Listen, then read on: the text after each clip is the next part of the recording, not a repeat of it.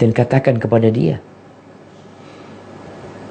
nggak ada laki-laki yang dalam pikiranku, dalam dadaku kecuali engkau. Dan tumbuhkan rasa butuh sama suami. Karena kadang-kala kalau suami istri saling kerja, si istri masa nggak butuh sama suaminya. Aku bisa hidup sendiri. Tanpa suami aku cukup. Bahkan mungkin gajinya lebih banyak dari suaminya. Ketika perasaan itu ada, berarti rumah tangga mulai retak ini udah nih. Yang suami mungkin berpikir banyak perempuan lain yang suka sama dia. Yang istri merasa aku nggak butuh sama suami juga. Taib. Adapun yang diinginkan oleh istri dari suami. Ini para suami dengerin. Istri itu butuh cinta dan kasih sayang. Butuh cinta dan kasih sayang. Ya, karena perempuan itu lebih mendahulukan perasaan daripada akalnya. Kalau tadi di suami kita bicara penghormatan, penghargaan ya. Ya karena itu yang dia inginkan. Kadang-kala perasaan dia tidak terlalu dia pikirkan. Tapi dia perlu cinta. Tapi perempuan dia butuh kasih sayang. Dia perlu belayan. Bagaimana Rasulullah SAW cintanya kepada Aisyah.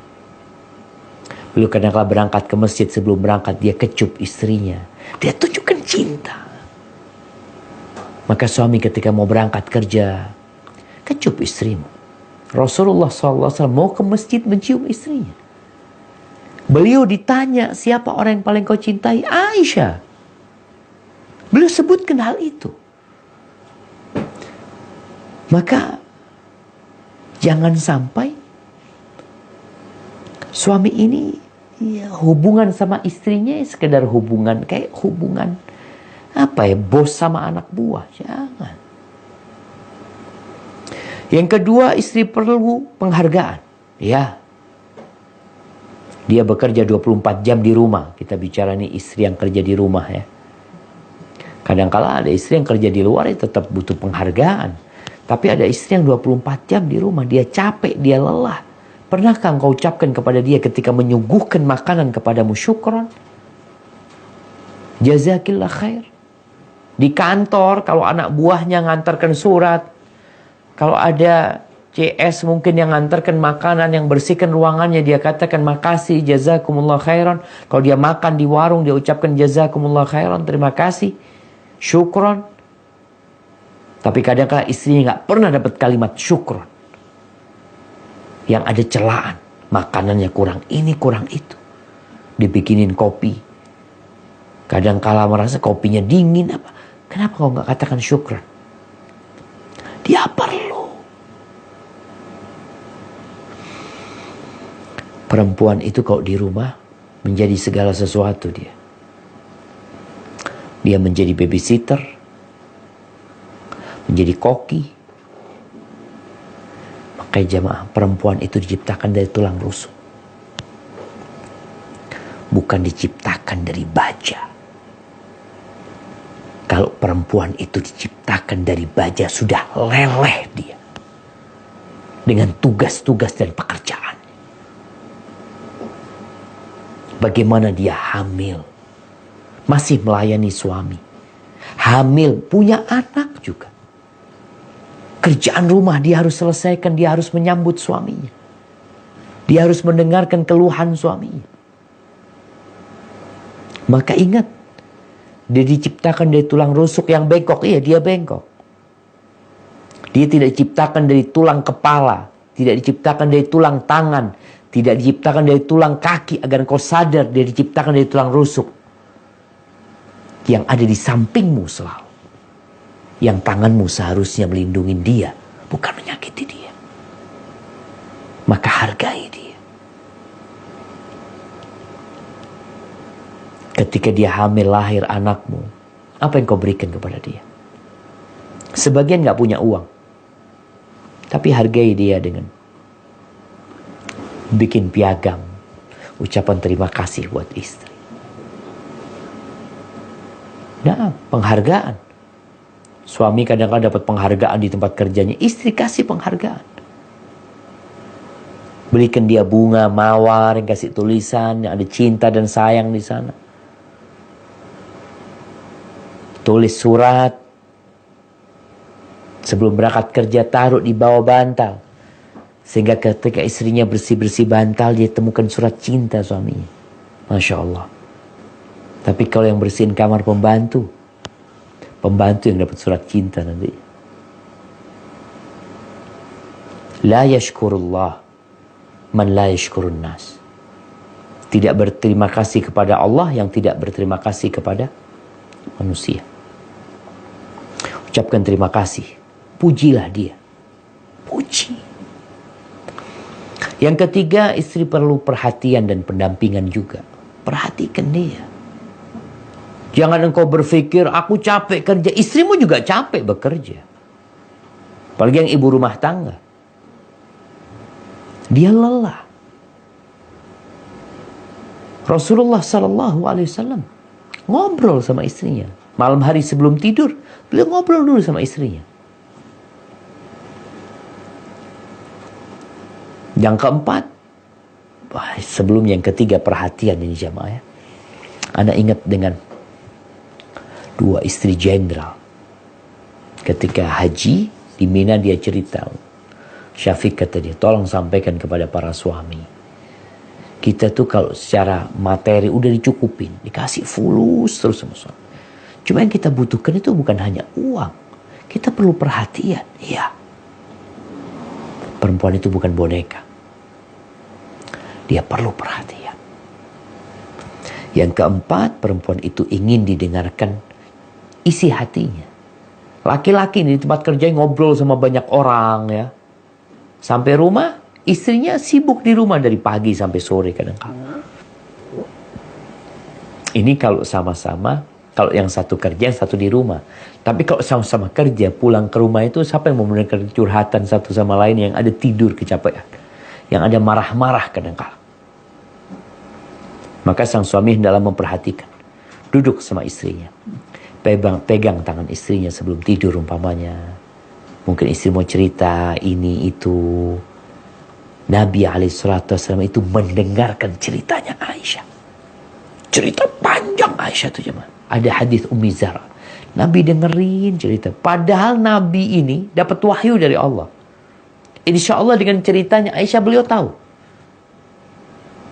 Tapi beliau dengerin. Ada suami-suami kalau istrinya lagi cerita, oh aku udah tahu itu ya, cerita yang itu kan, oh aku udah baca. Subhanallah. Jadilah pendengar yang baik. Sebagaimana ketika dokter ini mendengarkan pasiennya cerita, dia dengerin. Kenapa istrinya tidak? Yang kelima, istri itu ingin disertakan dalam kesenangan suami. Dia. Rasulullah SAW itu tahu. Jadi ketika suami lagi gembira, ya berbagi kegembiraan sama istri gitu. Jangan sampai berbagi masalah sama istri, tapi kegembiraan gak pernah berbagi. Kalau lagi makan enak, mungkin sang suami lewat warung, apa ini itu. Masya Allah. Kau lihat. Mungkin ada sesuatu yang istrimu suka, belikan. Katakan kepada istri, Allah, aku tadi ingat sama engkau. Maka aku mampir di warung. Nabi SAW pernah diundang oleh seorang sahabat untuk makan enak nih. Nabi tanya, Aisyah diajak enggak? Oh enggak, cuma engkau ya Rasulullah. Kata Nabi, enggak kalau gitu. Nabi menolak undangan tersebut. Datang lagi orang itu, Aisyah diundang juga. Enggak, kata dia. Nabi menolak lagi. Sampai ketiga, iya sama istrimu. Baru Nabi berangkat. Subhanallah. Ahibati fillah. Yang keenam. Yang inginkan oleh istri itu suasana santai dan menyenangkan di rumah. Istri menciptakan baiti jannati, rumahku surgaku. Ketika engkau sudah sampai ke rumah itu, jadilah engkau suami. Ada suami-suami yang Masya Allah, di luar dia bos, di rumah juga jadi bos. Di luar dia komandan, dia jenderal, dia kapten mungkin, masih kapten pangkatnya, atau sudah jenderal. Masuk rumah, engkau jadilah suami. Jadilah bapak buat anak-anak. Titel, gelar, jabatan tinggalkan. Kau masuk rumah tinggal di sana. Santai suasananya. Nabi SAW santai sama Aisyah, ngobrol, cerita, ketawa-ketawa. Itu terjadi di rumah Nabi SAW. Sampai rumah bapak main petak umpet sama anaknya. Itu diinginkan. Istri kalau melihat bapak main sama anaknya, main kuda-kudaan ya. Subhanallah. Seneng banget tuh istri.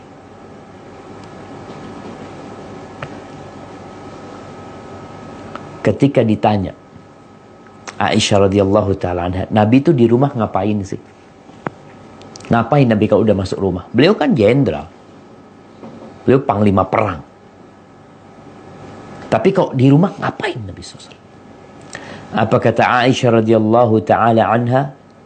Ma yaf'alu ahadukum fi mihnati ahli. Yang dilakukan Nabi seperti yang dilakukan salah seorang kalian di rumah. Jika membantu istrinya. Yakhsifu na'lahu. Jahit sandalnya sendiri. Bajunya robek beliau jahit. Kadangkala timbanya rusak beliau perbaiki. Sallallahu alaihi wasallam. Itu Nabi alaihi salatu wasallam seperti itu ketika di rumah. Bukan teriak-teriak manggil istrinya, "Tahan! Sini! Fulana, sini!" Istrinya, "Siap!" Enggak, dia istrimu. Dia bukan pembantu, dia bukan pekerja. Dia istrimu, pendamping hidupmu. Ibu anak-anak. Dia teman tidurmu. Maka tolong suasana santai itu tadi dengan ketika seorang dokter umpamanya, dia letakkan sudah semuanya. Di rumahnya dia menjadi istri, menjadi suami dan menjadi bapak yang baik buat anak-anaknya. Rasul sallallahu alaihi wasallam mengatakan kullu syai'in laisa min dzikrillah azza wa jalla fa huwa laghwun wa lahwun aw sahwun. Semua hal yang tidak mengandung zikrullah, mengingat Allah, itu adalah melengahkan, melalaikan, melupakan, kecuali 4 hal. Yang salah satunya adalah mula'abatuhu ahlahu. Seorang suami bermain-main sama keluarganya. Nabi itu lomba lari sama Aisyah. Kejar-kejaran sama Aisyah. Radhiyallahu ta'ala anha wa sallallahu ala nabiyina wa sallam. Nih Zaid bin Thabit, muridnya Anas bin Malik, yang Anas ini adalah pelayannya Nabi SAW. Kana Zaid bin Thabit min afkahin nas fi ahli. Zaid bin Thabit, afwan ini, nah, ya ini ceritanya, maaf, bukan Zaid muridnya Anas. Ini Zaid bin Thabit radhiyallahu anhu.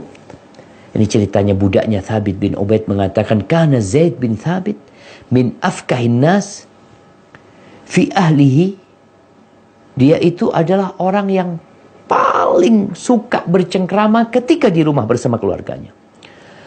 Wa azmatihi 'indal qaum. Tapi kalau sudah ketemu sama kaum, dia jadi lelaki, gentle dia. Tunjukkan hal itu. Jangan di luar ketawa-ketawa, asyik sama kawan-kawannya, di rumah jadi macan. Bukan tempatnya jadi macan di rumah. Ahibati fillah. Yang ketujuh, yang diinginkan istri dari seorang suami, kedekatan dengan anak-anak. Tolonglah bapak itu. Ya, anaknya diajak ke masjid, sholat di masjid. Anaknya diajak beli sesuatu, makan sama anaknya, naik motor sama anaknya, bermain sama anak-anaknya, ngajarin anaknya, dengerin tuh hafalan Quran anaknya, doa-doa yang dihafal sama anaknya. Nabi SAW tuh dekat banget sama anaknya. Dekat, bahkan sama cucunya beliau dekat. Kadangkala ada bapak yang sibuk cari duit, sekali lagi cuma jadi mesin pencari uang. Tugas terbesar seorang ayah itu adalah menyelamatkan istri dan anak-anaknya dari api neraka. Bukan cuma cari duit. Maka subhanallah, ada yang mengatakan anak nih dapat dari orang tuanya cuma fulus, dari ibunya cuma air susu, pendidikan nggak dapat. Akhirnya dia sibuk cari kawan-kawan di luar. Tolong dekat, jadikan mereka kawan. Yang kedelapan, perempuan itu ingin dimaklumi kekurangannya dan dimaafkan. Ini buat para suami. Perempuan itu diciptakan dari tulang rusuk yang bengkok. Bukan untuk diluruskan. Engkau luruskan, patah. Terus gimana? Wastamti'u fihinnal iwad. Kata Nabi, bersabar engkau. Bersenang-senanglah dengan kondisi engkau tahu ada kebengkokan di diri dia. Suami yang harus paham gitu loh. Sabar. Ya, kalau dia punya banyak kesalahan, kata Nabi SAW, la yafraq mu'minun mu'minah. Jangan sampai seorang yang beriman itu membenci istrinya yang beriman. In kariha minha khuluqan radhiya minha akhar. Kalau ada perilaku istrinya yang tidak dia sukai, bukankah ada yang lain yang dia sukai? Kenapa kau nikahin dia? Pasti ada kelebihan tuh perempuan. Maka lihatlah kepada kelebihannya. Maklumi kesalahan dia. Nabi SAW memaklumin istri-istrinya. Kadangkala Aisyah angkat suara. Kadangkala ada yang bantah istrinya. Tapi dimaklumi sama Nabi SAW.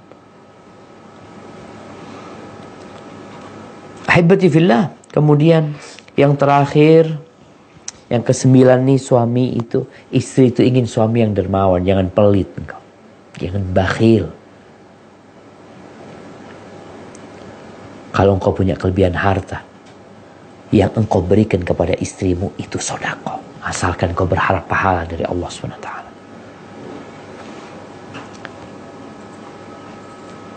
Jadi sifat bakhil ini jemaah termasuk akhlak yang buruk.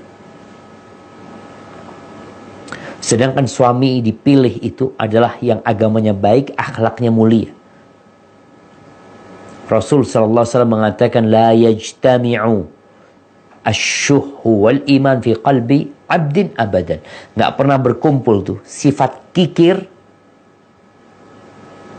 dan iman di dalam hati hamba selama-lamanya.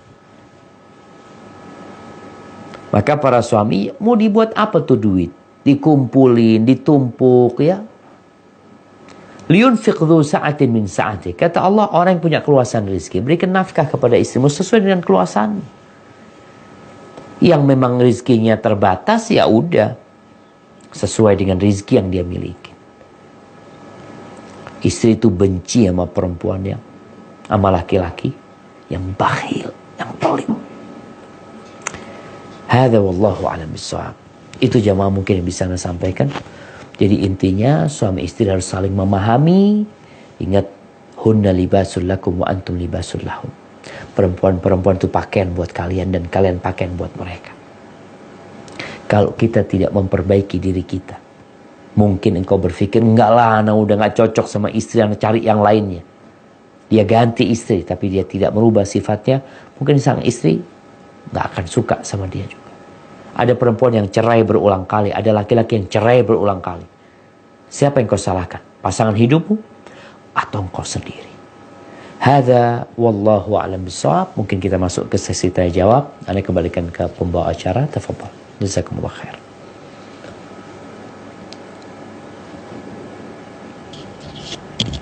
Jazakallah khair Ustaz. Ya, sekarang kita mari memasuki sesi tanya jawab. Pertama saya persilahkan untuk yang open mic. Untuk Akhi Khair. Assalamualaikum Akhi Khair.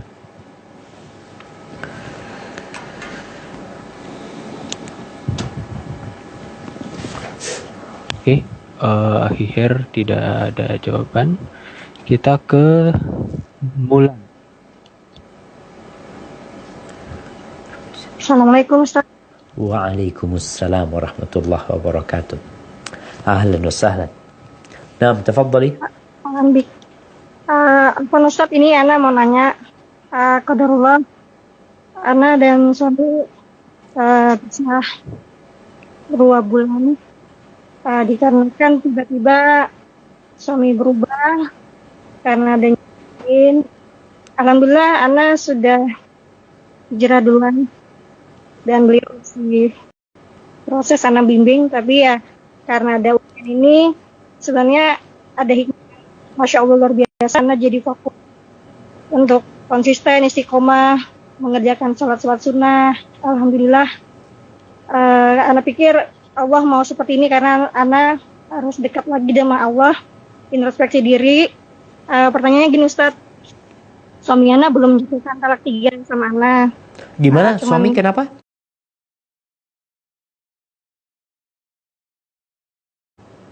Suami Ana belum menjatuhkan talak 3 sama Ana. Siap. Cuman terakhir beliau bilang mau pisah itu aja. Gimana? Tapi masih komunikasi sampai sekarang.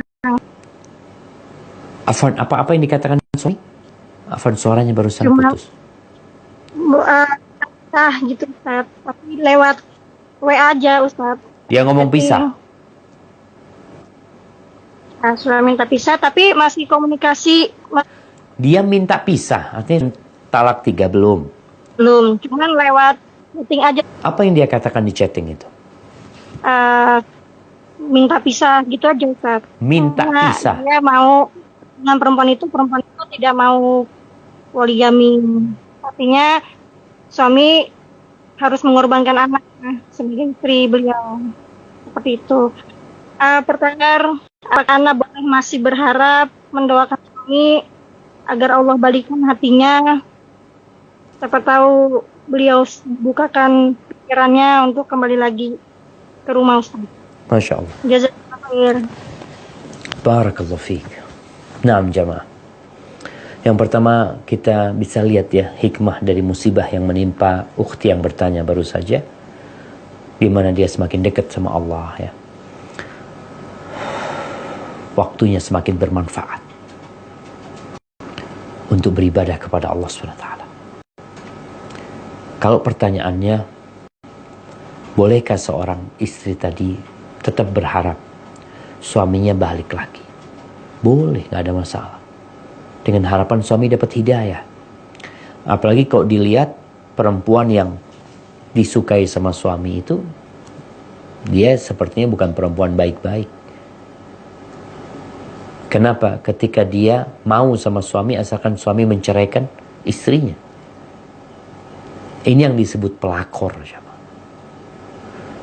Tapi kalau sang suami mau nikah lagi, mau poligami, jangan sampai engkau melakukan kezaliman kepada istrimu.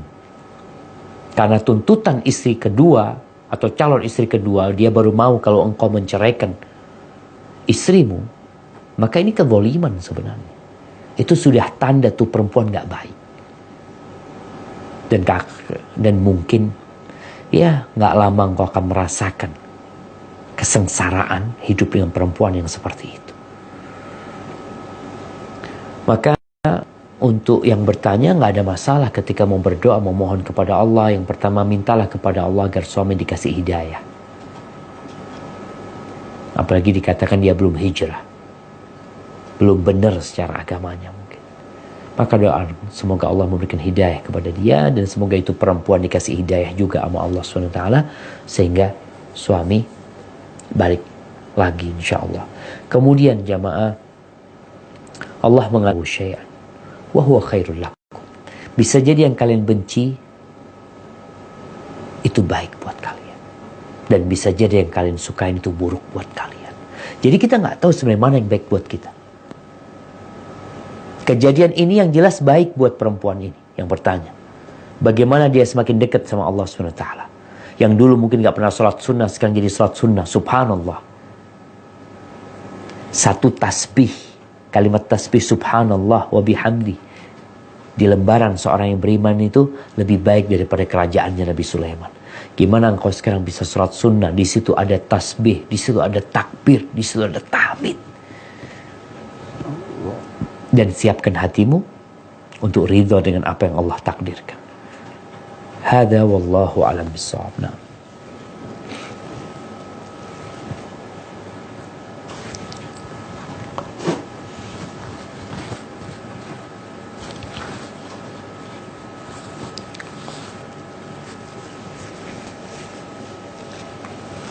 Jazakallah khair Ustaz.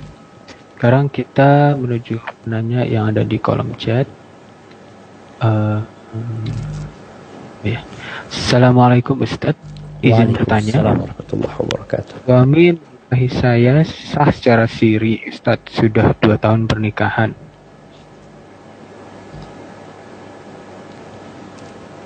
Gimana dok pertanyaannya?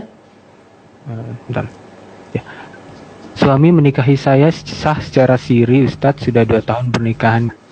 Dan saat ini istri pertama mengetahui dan tidak terima kalau suaminya sudah menikah lagi secara diam-diam. Dan menyuruh suami menceraikan saya. Dan saat ini suami meminta waktu untuk menghubungi saya. Apa yang harus saya lakukan Ustadz? Apakah saya salah jika saya tidak ingin berpisah dan ingin mempertahankan rumah tangga saya? Mohon nasihatnya Ustadz.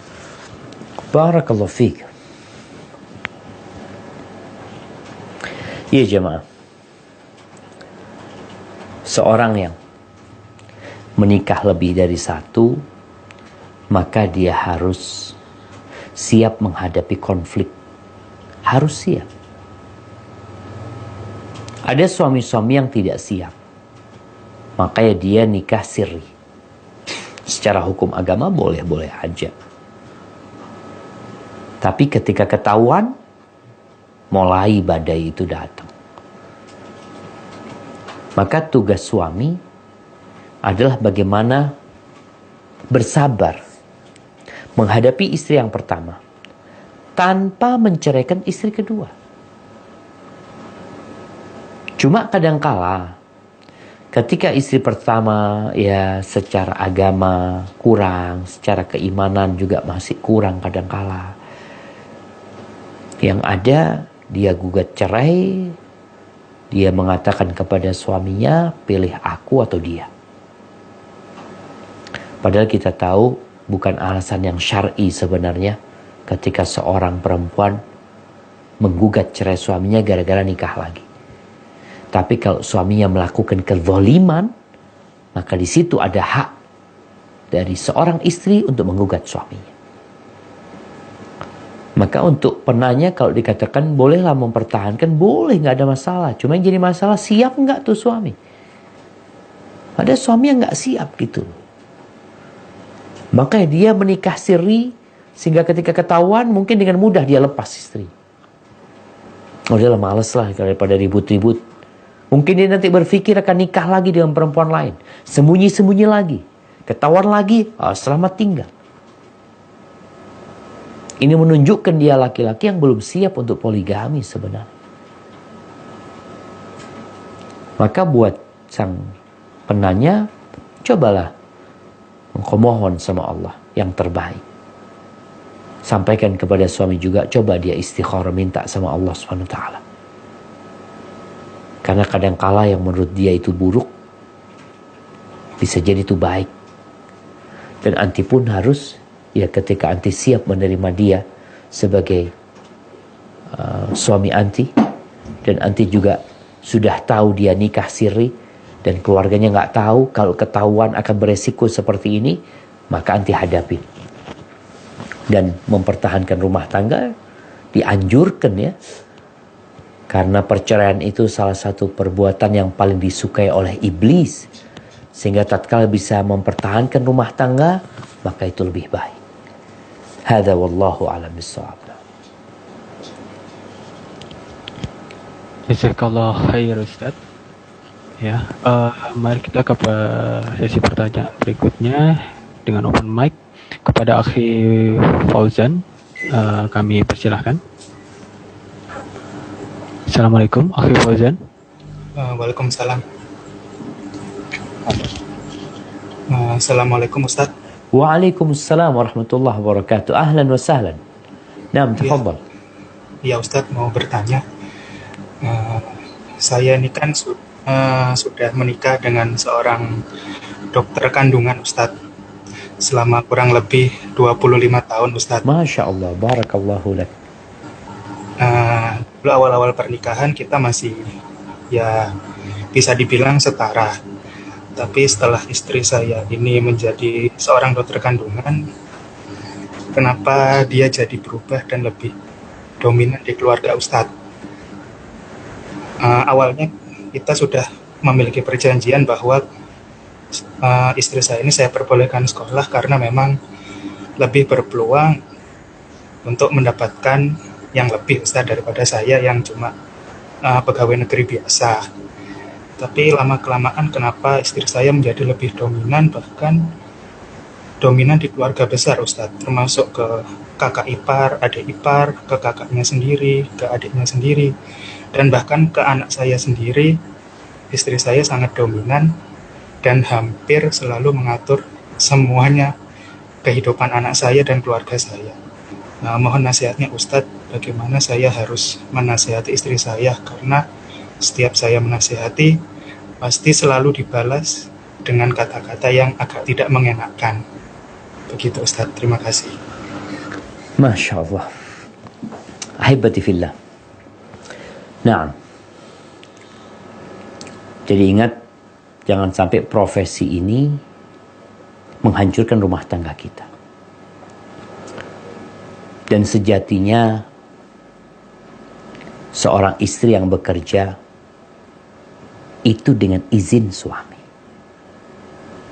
Ini yang harus difahami. Jadi kalau suami mengatakan kepada istrinya, engkau resign, wajib taat sama suami. Engkau gak usah bekerja di luar, aku ingin kau di rumah. Wajib taat sama suami. Innama huwa jannatuki aw naruki. Kata Nabi SAW, suamimu itu surgamu atau nerakamu. Jadi istri yang soleha, walaupun dia lebih kaya dari suaminya, walaupun dia lebih sukses dari suaminya, dia tetap akan mendudukkan suaminya sebagai raja. Dia adalah permaisuri untuk suaminya, yang nurut dan patuh sama suami. Jadi yang menyebabkan orang itu merasa besar kadang-kala masalah fulus. Kalau dikatakan dia lebih dominan karena mungkin dia yang bayar listrik, dia yang melakukan ini, itu, dia yang belikan ini dan itu, sehingga dia memiliki perintah dalam rumah tersebut. Maka bagaimana sekarang memperbaiki istri?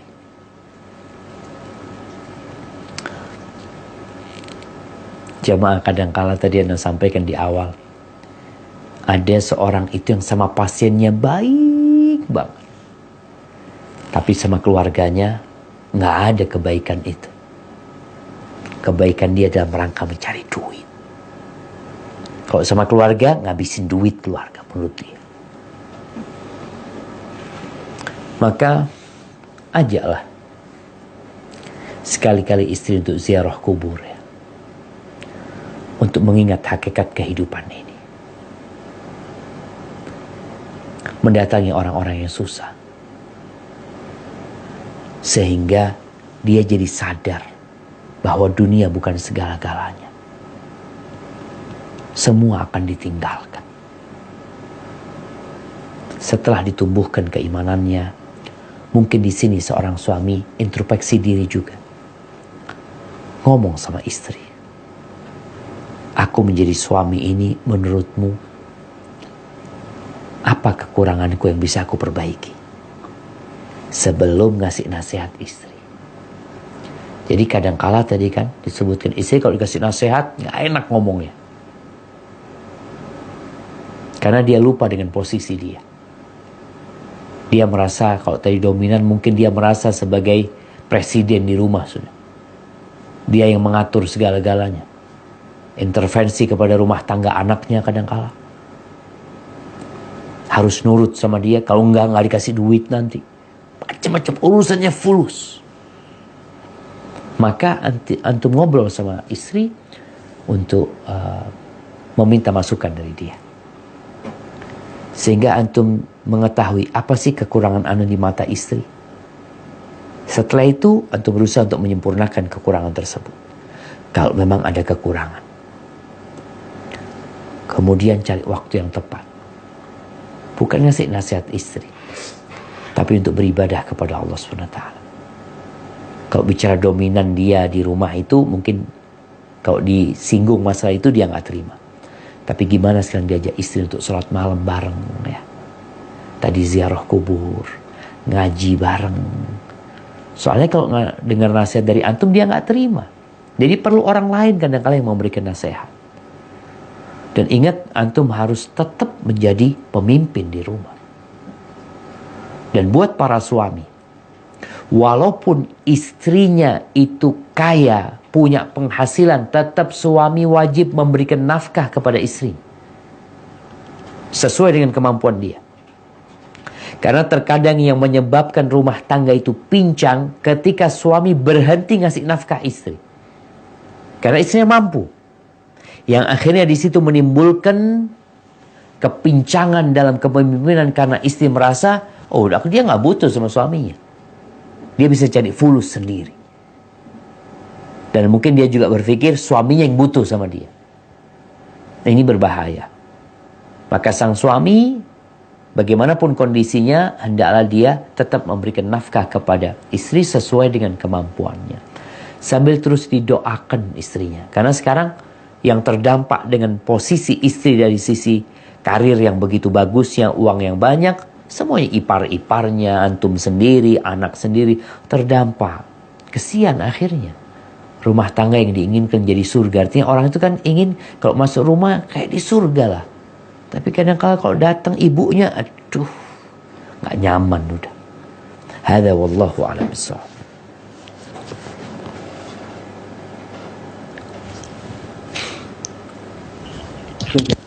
Ustaz, ini masih untuk pertanyaan lagi, masih bisa Ustaz? Tafadhal. Baik Ustaz.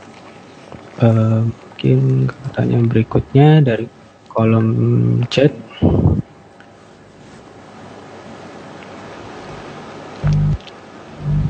Mana dia?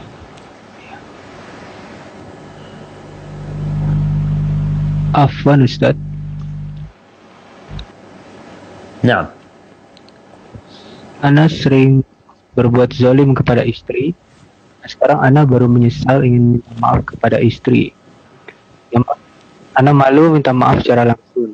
Dan sekarang Ana hanya merubah sikap yang lebih baik kepadanya. Apakah cukup dengan merubah sikap saja, walaupun tidak minta maaf secara langsung, agar kita tidak dituntut di hari kiamat kelak terhadap kezaliman yang pernah kita perbuat kepada istri? subhanallah syekh. Iya. Kelak akan ada persidangan di hari kiamat. Orang-orang yang pernah kita sakiti, yang pernah kita zalimin, dia akan menuntut kita di hadapan Allah Azza wa Jalla kalau dia tidak memaafkan kita. Jangan sampai yang menjadi lawan kita di padang mahsyar nanti istri kita sendiri. Atau para istri jangan sampai suaminya yang menuntut istrinya di hadapan Allah Azza wa Jalla. Karena sang suami tidak berbuat baik kepada istrinya, tidak melaksanakan kewajiban-kewajibannya. Apakah cukup menyesal, meminta ampun kepada Allah dan bertekad untuk tidak ngulangin? Nggak cukup. Kalau kesalahannya kepada manusia, melakukan kezaliman, apalagi sama istri. Kita tuh disuruh berbuat baik kepada semua orang ya. Orang di luar rumah kita disuruh berbuat baik. Sama binatang pun kita disuruh berbuat baik. Apalagi sama istri. Sehingga kezaliman yang dilakukan kepada istri itu berbeda dengan kezaliman yang dilakukan kepada orang lain. Maka kalau dikatakan engkau malu untuk minta maaf, engkau merubah sikap. Yang pertama alhamdulillah. Engkau merubah sikap itu sebagai bukti engkau bertobat kepada Allah SWT. Kau tidak akan ngulangin lagi, memperbaiki. Tapi berkaitan dengan menyakiti hati istri, menzalimin istri, tetap perlu minta maaf. Kalau istri sudah memaafkan aman, tapi kalau istri nggak memaafkan, dia tetap menyimpan hal itu dan dia akan menuntutmu di hadapan Allah, maka tuntutan itu akan terjadi. Maka minta maaf sama istri. فَلْيَتَحَلَّلْ مِنْهُ الْيَوْمِ. Hendaklah minta dihalalkan hari ini, kata Nabi SAW. Sebelum nanti di hari kebangkitan, nggak bisa lagi engkau minta maaf. Duit gak berguna lagi pada waktu itu. Sekarang bermanfaat. Kalau engkau malu untuk ngomong, maka nulis surat sama istri. Ada yang canggung ngomong sama istri minta maaf, ya engkau tulis surat. Pakai tanganmu engkau tulis surat. Dibaca berulang kali, udah siap. Kirimkan kepada istri via pos. Sambil dikasih hadiah di dalam sana. Kirimkan. Tahu-tahu datang ke rumah. Oh, dari siapa? Wallahu alam. Coba kasihkan kepada istri. Insya Allah dengan cara seperti itu, dia akan menerima maafmu. Dan akan memberikan maaf. Hadza wallahu alam bissawab. Nah.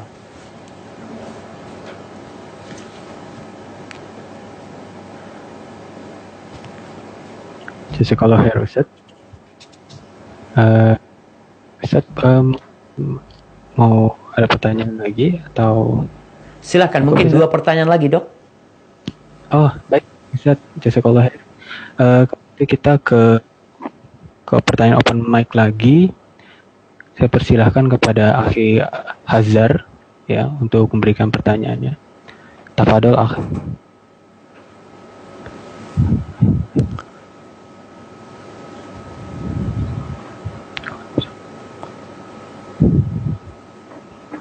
Assalamualaikum warahmatullahi wabarakatuh. Waalaikumsalam. Waalaikumsalam warahmatullahi wabarakatuh. Ahlan wa sahlan. Barakallahu fiik. Gimana kabarnya Ustaz? Bikhair wa afiyah. Tafadhal Hazar. Mana kok nggak ada videonya? Pakai video Ustaz. Naam, tafadhal. Hayyakumullah. Begini Ustaz, Ana mau bertanya nih Ustaz. Ana kan mempunyai usaha nih Ustaz, warung. Boleh nggak Ustaz seorang istri itu melayani pembeli Ustaz? Intinya membantu Ana Ustaz untuk melakukan penjualan. Kalau misalkan, tapi Ana dalam hati merasa nggak enak sih Ustaz, seorang istri itu membantu Ana untuk jualan seperti itu Ustaz. Kan pelanggan itu kan ada yang laki-laki Ustaz, seperti itu.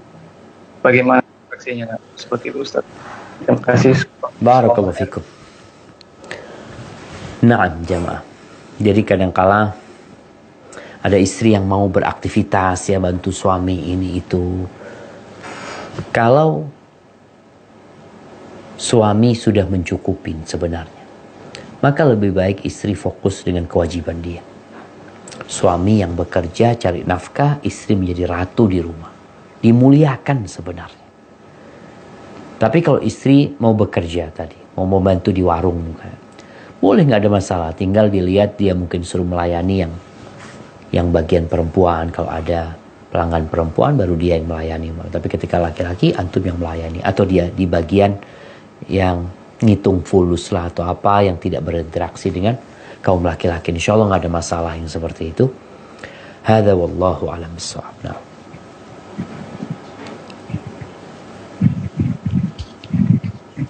Jazakallah khair Ustaz. Ya.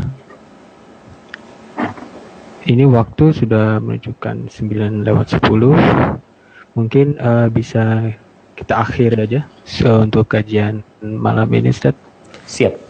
Barakallahu fikum. Sebelum ditutup jamaah ya, Ana ingin menyampaikan kepada semua bahwa tujuan kita hidup di muka bumi ini adalah beribadah kepada Allah Azza wa Jalla. Wa ma khalaqtul jinna wal insa illa liya'budun. Dan tujuan kita menikah, membangun rumah tangga adalah dalam rangka menyempurnakan ibadah kita kepada Allah Azza wa Jalla. Maka suami istri ini apabila benar-benar ingin mendapatkan kebahagiaan di dunia dan di akhirat, yang pertama harus dilakukan adalah menyamakan visi dan misi. Mau kemana sekarang dibawa? Kalau sang istri memikirkan dunia saja, sang suami memikirkan dunia saja, biasanya klop tuh jalan tuh. Ya dunia yang akan didapatkan. Tapi akhirat gak dapat apa-apa. Tapi ketika satu mau mikirkan dunia, yang satu ingin akhirat. Ini kita bicara visi dan misi kita. Bukan berarti kita berpikir hidup miskin, sengsara, karena ingin akhirat yang hidupnya yang gak boleh punya mobil. Enggak cuma. Kita bicara ambisi yang ada dalam dada kita. Harus disamakan sama istri. Duduk bersama. Mau dibawa kemana rumah tangga kita ini? Mau dibawa ke surga? Anak-anak mau dibawa ke surga? Atau mau dibawa untuk urusan dunia yang mengantarkan kita ke neraka nantinya? Maka tolong, kalau sudah berlalu waktu cukup lama dalam rumah tangga, kemudian kok nggak ada titik temu antara suami istri, perlu duduk menawarkan kita mau kemana. Rasulullah SAW pernah mendudukkan istri-istri, ditanya mereka, in kuntunna turidnal hayatad dunya wa zinataha fata'alaina umatti'kunna wa usarrihkunna sarahan jamila. Kalau yang kalian inginkan kehidupan dunia, perhiasan dunia, kesini kalian. Aku kasih pesangon, aku kasih harta, tapi cukup sampai di sini. Nggak bisa melanjutkan perjalanan bersamaku lagi. Aku akan ceraikan kalian dengan perceraian yang baik. Wa in kuntunna turidna Allah wa rasulahu wad daral akhirah. Kalau yang kalian inginkan adalah Allah, Rasulnya, kehidupan akhirat, fa innallaha adda lil muhsinati minkunna ajran azima. Allah sediakan pahala yang besar buat orang-orang yang berbuat baik di antara kalian. Jamaah rahimakumullah, ingat dunia ini akan berakhir. Berusaha untuk mengajak keluarganya, anak-anaknya menuju ke surga Allah Azza wa Jalla. Apabila yang Anda sampaikan benar itu dari Allah Azza wa Jalla, kalau ada yang salah itu dari diri Anda pribadi, Allah dan Rasulnya terbebaskan dari kesalahan itu. Hadza wallahu a'lam bishawab. Anda kembalikan ke pembawa acara. Jazakumullah khairan.